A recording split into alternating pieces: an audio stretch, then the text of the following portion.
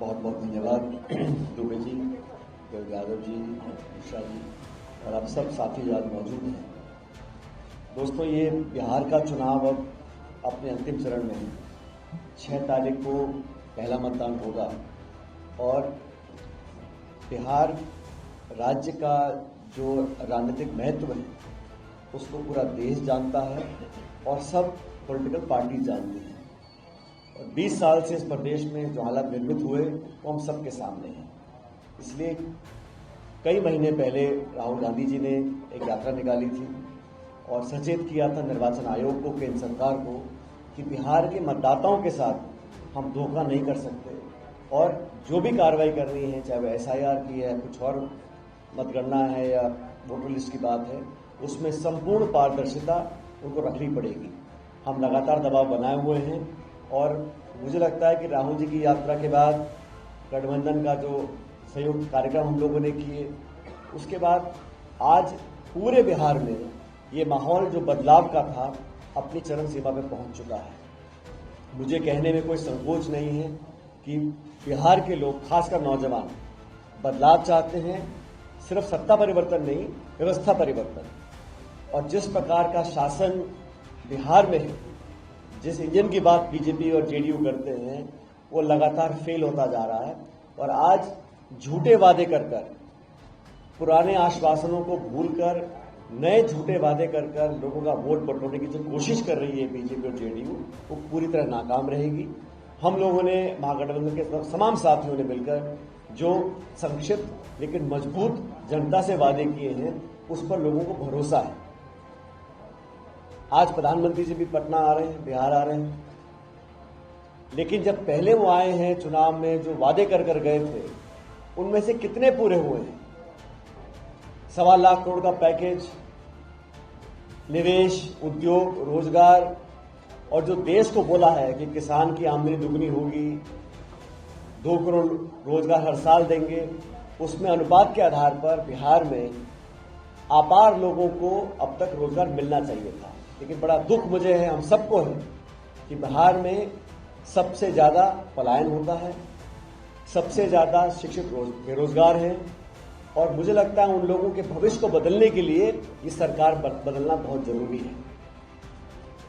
नीतीश कुमार जी मुख्यमंत्री हैं, लेकिन किस प्रकार से दिल्ली के दबाव में अपना शासन वो चला रहे हैं, हम सब देख रहे हैं।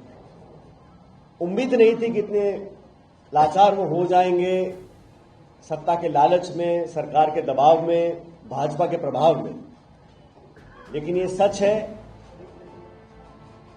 कि कुर्सी का मोह और सत्ता से प्रेम, वो बिहार के लोगों से कहीं ऊपर है।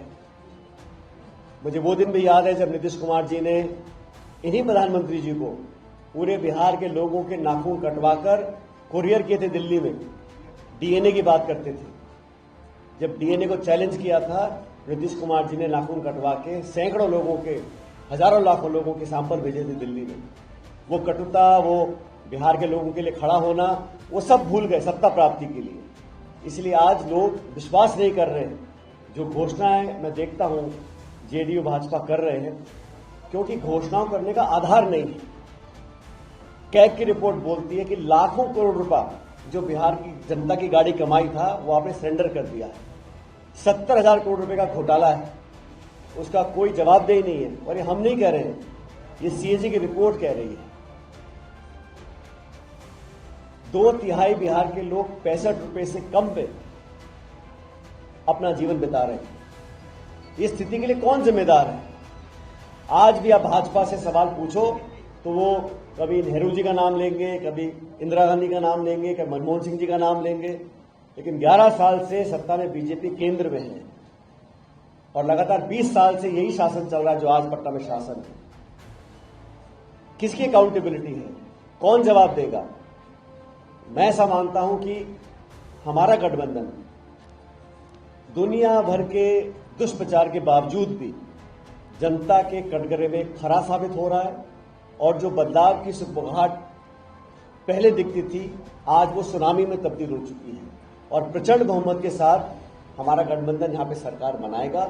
और जो जो वादे हम लोगों ने किए हैं हमारे गठबंधन ने किए हैं, उन सबको करेंगे। और सबसे प्रमुख, सबसे बड़ी जो प्राथमिकता हमारी रहेगी वो नौजवानों को लेकर रहेगी।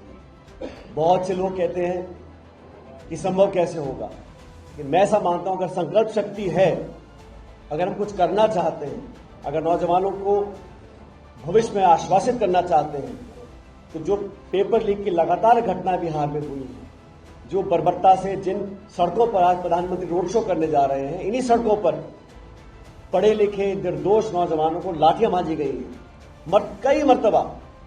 और ये एक तरह का एक यहाँ ट्रेंड बन गया है कि पेपर लीक हो, बच्चे सड़कों पर आए, लाठीचार्ज हो, उनको चोटें लगे, उन पर केस लगाए जाएं, उनके जीवन को अंधकार में धकेला जाए। इन सब पर विराम लगाने के लिए, बिहार के लोगों के जीवन को बेहतर बनाने के लिए मुझे लगता है हम सब लोग साथ आए हैं। और हमारा गठबंधन, जो हम लोगों ने उम्मीदवार दिए हैं, जो प्रचार हम लोग कर रहे हैं, जो वादे हम लोग जनता से कर जा रहे हैं, उन सब पर खरा उतरेंगे और एक अच्छे बहुमत के साथ उस उम्मीद पर, जिस बिहार के लोग जो चुनाव में मतदान करेंगे 6 और 11 नवंबर को और 14 नवंबर को प्रचंड बहुमत लेकर हम लोग जनता की सेवा के लिए तैयार रहेंगे। इसलिए मैं भाजपा के जो बैसाखी है, हम सब जानते हैं कि जो भाजपा का संख्या बल लोकसभा में है वो बहुमत का नहीं है। एक खंडित जनादेश 2024 में जनता ने दिया था और बिहार और आंध्र प्रदेश की बैसाखियों को लेकर वो सत्ता में काबिज हैं। इसलिए आपस में तालमेल कर किसी भी हालत में सत्ता छोड़ना नहीं चाहते।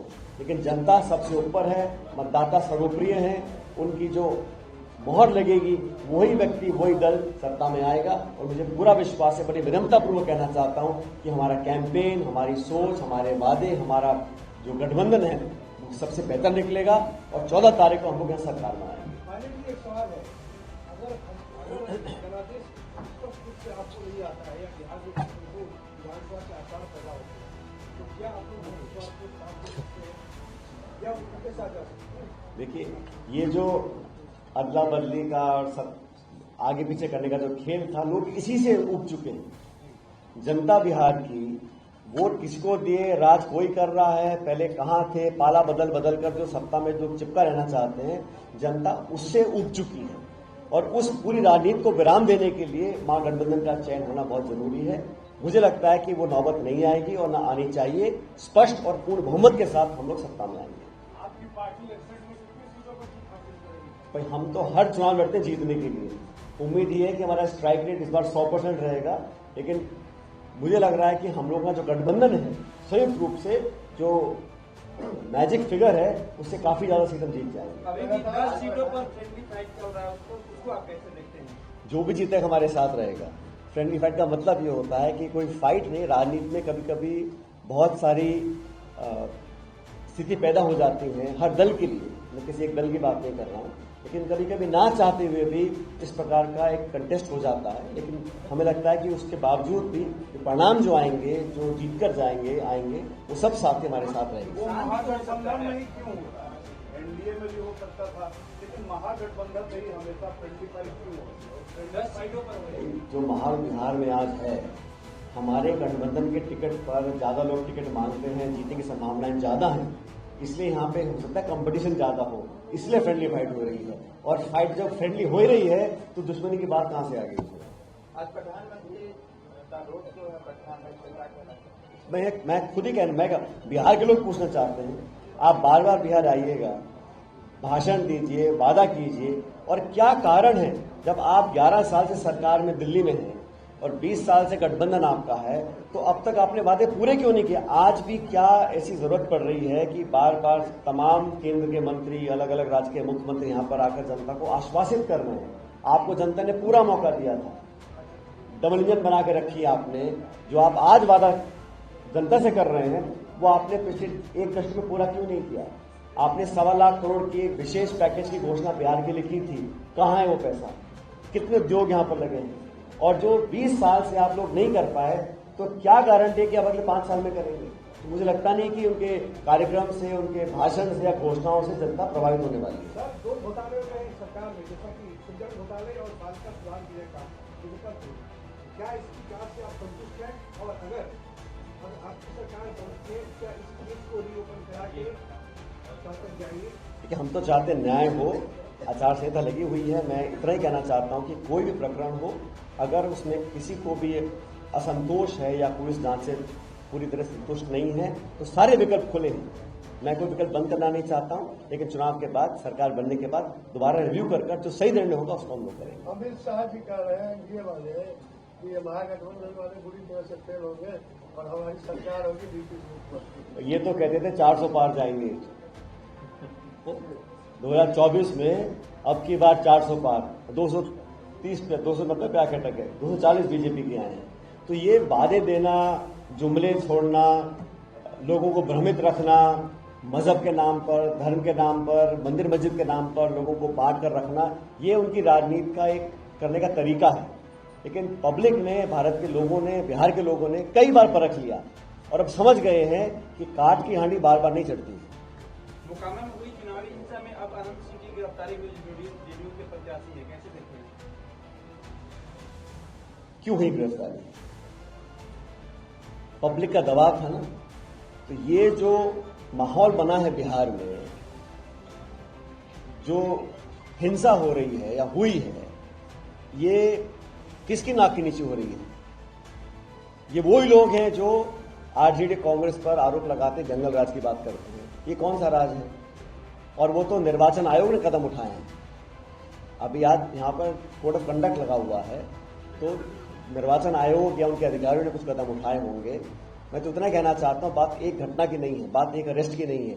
बिहार की राजनीति में, बिहार के सामाजिक जो हिंसा हुई है, लगातार होती आ रही है, और ये हिंसा होने दी जा रही थी, इसके लिए कौन जिम्मेदार है? अब तो पब्लिक का आक्रोश रहा, इतना बड़ा मीडिया माहौल बन गया, तो कुछ कदम आपने उठाए हैं। लेकिन पिछले कई सालों से जो लगातार यही क्रम चल रहा था, इसके लिए सीधे तौर पर मुख्यमंत्री जी और उनकी सरकार जिम्मेदार है। Thank you.